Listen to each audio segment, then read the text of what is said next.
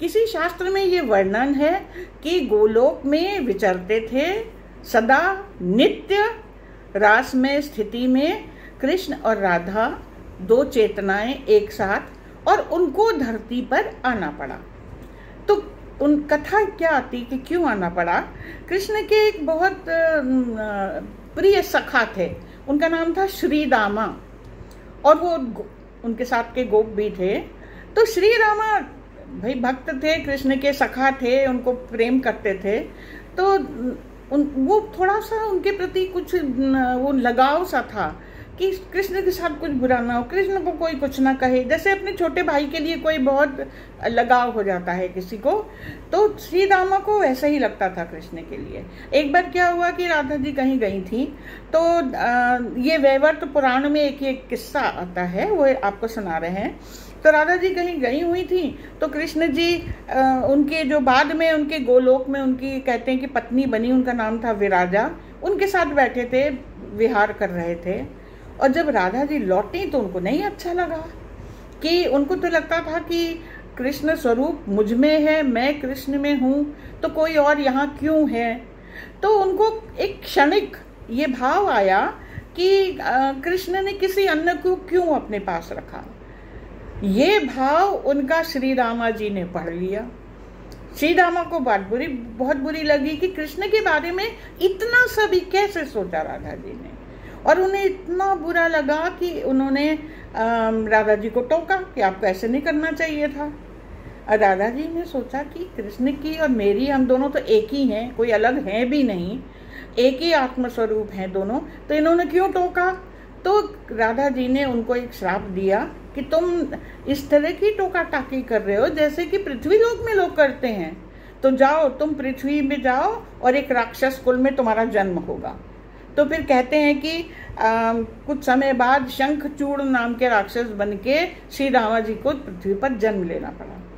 लेकिन श्री रामा जी को बुरा लगा कि मैं तो अपने सखा की, अपने मित्र की भलाई की बात कर रहा था। तो उन्होंने भी राधा जी को श्राप दे दिया। क्या श्राप दिया उन्होंने कि आपको इस बात का बड़ा घमंड है कि आप और कृष्ण एक हैं, सदा एक साथ रहते हैं, और दोनों एक ही आत्मा रूप स्वरूप हैं, किसी को कोई अलग नहीं कर सकता। चलिए मैं आपको श्राप दे रहा हूँ, आप पृथ्वी पे जाइए और 100 वर्ष तक आप कृष्ण से अलग रहेंगे। ये जो आपका एक युगल रूप है, एक युगल रूप मतलब एक ही रूप है आप दोनों का, दोनों की चेतना एक ही है, आनंद और प्रेम मिले हुए हैं, आप दोनों अलग अलग हो जाएंगे, 100 वर्ष आपको पृथ्वी पर रहना पड़ेगा। अच्छा, एक चीज और है, कृष्ण चाहे पृथ्वी पे हो चाहे गोलोक में हो, वो कहीं ना कहीं उनका नाम ही छलिया है। उनको अच्छा लगता है कि कुछ नर्तन होता रहे, कुछ चंचलता होती रहे। तो दोनों की बुद्धि फेरने के पीछे कृष्ण का ही हाथ था कि इसी बहाने हमें धरती पे जाने को मिलेगा, हम वहाँ लीलाएं करेंगे। और तब तक कंस का अवतरण हो चुका था कि उसका भी विनाश करना है। ये 8वें अवतार थे विष्णु जी के, तो ये दोनों जनों का अवतरण पृथ्वी पर हो गया। इसी लगे एक चीज और बता दूं कि एक बार ये भी एक कथानक आता है कि हम देखिए प्रेम की बात कर रहे हैं कि कैसे श्री रामा ने सोचा इनको अपने प्रेम पर एकपन पर कि ये युगल नहीं है, ये दोनों युगल सरकार नहीं है, ये एक ही है राधा कृष्ण। इतना घमंड है तो चलो दोनों को थोड़े दिन के लिए अलग कर दो। तो ये बात जब शंकर जी और पार्वती जी बैठे थे, एक बार शंकर जी को विष्णु जी की जितनी भी लीलाएं होती थी, अवतार होते थे, बड़ा मजा आता था, उनको अच्छा लगता, आनंद आता था उनको, सबको वो बहुत खुशी से देखते थे। तो उन्होंने एक दिन पार्वती जी से कहा कि सुनो मेरा मन करता है कि हम तो यहाँ कैलाश पे रहते हैं और हमारे जितने भी अवतार जो अलग अलग कामों के लिए जाते हैं उनमें प्रेम का पक्ष नहीं होता। मतलब वो अपना काम करते हैं, कार्य करते हैं, अच्छे होते हैं, लेकिन ये जो प्रेम का जो भाव है ये इतना मीठा, इतना खूबसूरत है कि ये इससे हम वंचित रह जाते हैं। तो हमारा मन करता है कि अब की बार जब ये कृष्ण अवतार लेंगे तो कहीं ना कहीं हम उसमें समाहित हो जाएं। तो पार्वती जी ने कहा ये आप बहुत अच्छी बात कर रहे हैं, हम भी चलते हैं, हम भी समाहित होंगे। तो शंकर जी ने कहा कि तुम कहाँ जाओगी, हम तो सोचते हैं कि हम राधा स्वरूप में समाहित हो जाएं। ताकि जब रास वास हो, कुछ हो, तो हम वो लावण्य देखना चाहते हैं, वो नर्तन देखना चाहते हैं, वो खुशी देखना चाहते हैं जो गोपी महसूस करती है कृष्ण के सानिध्य में। वो विष्णु रूप है। तो पार्वती ने कहा ठीक है, अगर आप राधा रूप में अपना शिवत्व थोड़ा डालना चाह रहे हैं तो मैं कृष्ण रूप में अपना शक्ति रूप डाल देती हूँ।